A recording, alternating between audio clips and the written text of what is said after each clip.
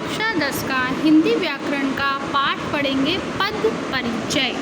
तो सबसे पहले हम जानेंगे बच्चों परिचय क्या होता है। परिचय जब शब्द में वाक्य में प्रयुक्त होते हैं, जब शब्द क्या है वाक्य में प्रयुक्त होते हैं तो वे क्या बन जाते हैं, वे पद बन जाते हैं। और उन सब पदों के बारे में बताना, उनका इंट्रोडक्शन देना क्या कहलाता है, उनका इंट्रोडक्शन कहलाना परिचय कहलाता है। क्या कहलाता है, उनका इंट्रोडक्शन परिचय कहलाता है। जब शब्द वाक्य में प्रयुक्त होते हैं और प्रयुक्त होने पर वे पद बन जाते हैं तो वे क्या कहलाते हैं, वो पद बन जाते हैं। तो वो क्या कहलाते हैं बेटा, पद। और उनका हम इंट्रोडक्शन देते हैं, उनका हम परिचय देते हैं तो वो बन जाता है पद परिचय। परिभाषा है इसकी पद परिचय की, किसी वाक्य में आए पदों का विस्तृत व्याकरणिक परिचय देना ही पद परिचय कहलाता है। मतलब वाक्य में आए शब्दों का विस्तृत रूप से व्याकरण में परिचय देना पद परिचय कहलाता है। अब इसमें सबसे पहले ध्यान देने योग्य बातें क्या होती हैं बेटा, यदि संज्ञा पद का परिचय देना होता है तो उसका क्या बताएंगे हम, उसका भेद मतलब प्रकार, लिंग, वचन, कारक, क्रिया और उससे उसका संबंध बताया जाता है। अगर हम संज्ञा का पद परिचय देने हैं, अब जैसे संज्ञा क्या होती है, किसी व्यक्ति, वस्तु व स्थान के नाम को हम क्या कहते हैं, संज्ञा कहते हैं। तो अगर हम संज्ञा का परिचय देना है, हमें संज्ञा का इंट्रोडक्शन देना है तो सबसे पहले हम उसका भेद, लिंग, वचन, कारक और क्रिया से उसका हम संबंध बताते हैं। ठीक है। अगला है, अगर हम सर्वनाम का पद परिचय देते हैं तो वहाँ पर भी हम उस सर्वनाम का भेद बताते हैं। सर्वनाम का पुरुष बताते हैं कि कौन सा सर्वनाम है, पुरुषवाचक सर्वनाम है, गुणवाचक सर्वनाम है या कौन सा सर्वनाम है उसके बारे में बताएंगे। वहाँ का लिंग बताएंगे, वचन, कारक और क्रिया से हम उसका संबंध बताते हैं। आगे हम पढ़ेंगे विशेषण पद का परिचय। जब हमें विशेषण पद का परिचय देना होता है तो भी हम वहाँ पर उस विशेषण का प्रकार बताते हैं कि गुणवाचक विशेषण है, प्रश्नवाचक विशेषण है, सार्वनामिक विशेषण है, ये कौन सा विशेषण है ना। जैसे आप लोगों ने संज्ञा भी पढ़ा हुआ है, सर्वनाम विशेषण। तो बेटा हम इन सब के साथ ही उसका प्रकार बताते हैं, उनका लिंग बताते हैं, वचन और उसका विशेष्य बताते हैं। आगे है, जब हम क्रिया का पद का परिचय बताते हैं, हम क्रिया का इंट्रोडक्शन देते हैं, उनका परिचय बताते हैं। ठीक है। तो वहाँ पर भी हम यही सब चीज़ें बताते हैं कि वचन कब का है, कौन सा पुरुष है, कौन सी धातु है, कौन सी काल है, किस वाक्य में कर्ता और उसका कर्म बताया जाता है।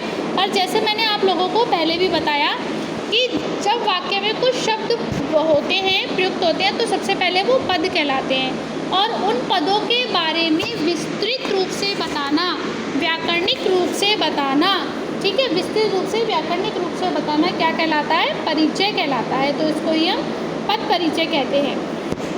अब इसमें आ जाइए क्रिया विशेषण। अगर हमें क्रिया विशेषण पद का परिचय देना होता है तो उसका जो भेद होता है, जिस क्रिया की विशेषता बताई जाती है उसका हम उल्लेख भी कर सकते हैं। ठीक है। अगर हम समुच्चय बोधक पद का परिचय बताते हैं तो उसका भेद और उसके द्वारा बनाए गए, जोड़े गए शब्दों का वाक्यांश और वाक्य का उल्लेख भी हम इसके साथ ही कर सकते हैं। ठीक है बेटा।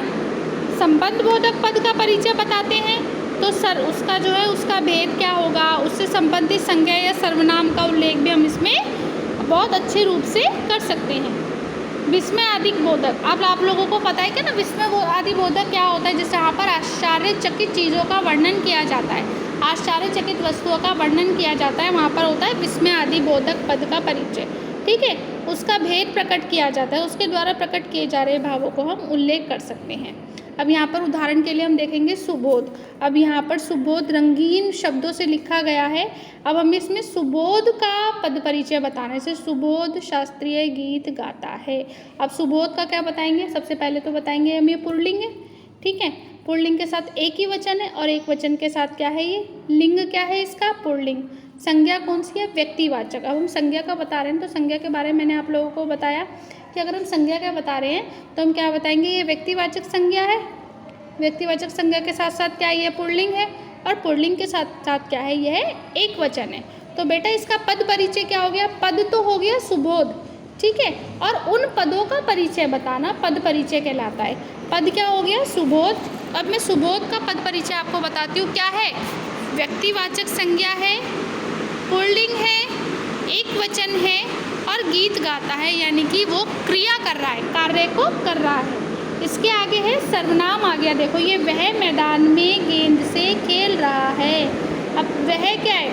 अब यहाँ पर सुबोध तो क्या था? संज्ञा था, है ना। सुबोध तो बेटा यहाँ पर संज्ञा था, इसलिए हमने संज्ञा का पद परिचय बताया। अब यहाँ पर वह, अब सर्वनाम क्या होते हैं? वे शब्द जो संज्ञा के स्थान पर प्रयोग किए जाते हैं वे क्या कहलाते हैं? वे सर्वनाम कहलाते हैं। अब यहाँ पर देखो सर्वनाम क्या है? यहाँ पर सर्वनाम है वह। अब वह का आपको क्या बताना है? वह का यहाँ पर हमें क्या बताना है? पद परिचय वह का, ठीक है। क्या है? जैसे वह पुरुषवाचक सर्वनाम है, ठीक है। और पुरुष वह, अब आपको पता है वह मैदान में गेंद से खेल रहा है। वह अगर खेल रही है होता तो स्त्रीलिंग आ जाता, रहता एक वचन ही, लेकिन वहाँ पर क्या है? पुल्लिंग, है ना। वह मैदान में गेंद खेल रहा है, तो यहाँ पर हमें पता लग रहा है रहा है पुल्लिंग है, रही है स्त्रीलिंग होता, लेकिन संज्ञा के स्थान पर सर्वनाम हुआ है तो पुरुषवाचक सर्वनाम है, पुल्लिंग है, एक वचन है और कर्ता कारक है। इसी प्रकार इसका हो गया पुरुषवाचक सर्वनाम पुल्लिंग एक वचन, खेल रहा है, क्या हो रही है? क्रिया हो रही है। अब यहाँ पर सुंदर, सुंदर देखो यहाँ पर विशेषण आ गया। विशेषण का पता है ना, वे शब्द जो संज्ञा या सर्वनाम की विशेषता बताते हैं। वे शब्द जो संज्ञा या सर्वनाम की क्या बताते हैं? विशेषता बताते हैं, वो विशेषण कहलाते हैं। अब विशेषण सुंदर एक बहुत सुंदर विशेषण है, गुणवाचक विशेषण है। सुंदर, वह लड़की बहुत सुंदर है। अगर वो आ रहा है वह लड़की बहुत सुंदर है तो लड़की आ गया सुंदर से पहले, तो सुंदर क्या हो गई? क्या हो गया? स्त्रीलिंग हो गया ना, तो स्त्रीलिंग है और एक वचन, ठीक है। सुंदर गुणवाचक विशेषण, स्त्रीलिंग और एक वचन। अगला उदाहरण है बच्चों, गीता दौड़ रही थी। अकर्मक क्रिया है। दौड़ना कौन सी क्रिया हो जाती है? अकर्मक क्रिया। अब हम क्रिया का पद परिचय बता रहे हैं। अकर्मक क्रिया है, एक वचन है, गीता अकेली है। अगर गीता के साथ उसकी सहेलियां दौड़ रही थी, अगर मैं यहाँ पर आती तो ये एक वचन की जगह बहुवचन हो जाता, लेकिन खाली ये है गीता दौड़ रही थी, तो क्या हो गया? अकर्मक क्रिया, एक वचन। और अब दौड़ रही थी, हमें पता है ना, दौड़ रहा था आता तो पुल्लिंग, लेकिन दौड़ रही थी है तो क्या हो गया? स्त्रीलिंग हो गया, ठीक है, स्त्रीलिंग। मैं तुम्हारे घर गया किंतु वहाँ कोई नहीं था। अब किंतु क्या है? समुच्चय बोधक विशेषण। अब यहाँ पर समुच्चय बोधक है, इसका पद परिचय क्या हो गया? समुच्चय बोधक। अब देखो बच्चों आगे हम पढ़ रहे हैं वह, तुमने तो कमाल कर दिया। वहाँ पर क्या, वह क्या है? आश्चर्यचकित शब्द है। वाह, अरे, हे, वो, छी, ऐसे क्या है? आश्चर्यचकित शब्द जिनके आगे विस्मय आदि बोधक चिन्हों का प्रयोग लगाया जाता है। विस्मय आदि बोधक चिन्ह का प्रयोग किया जाता है। अब देखो यहाँ पर वाह के आगे क्या लगा हुआ है?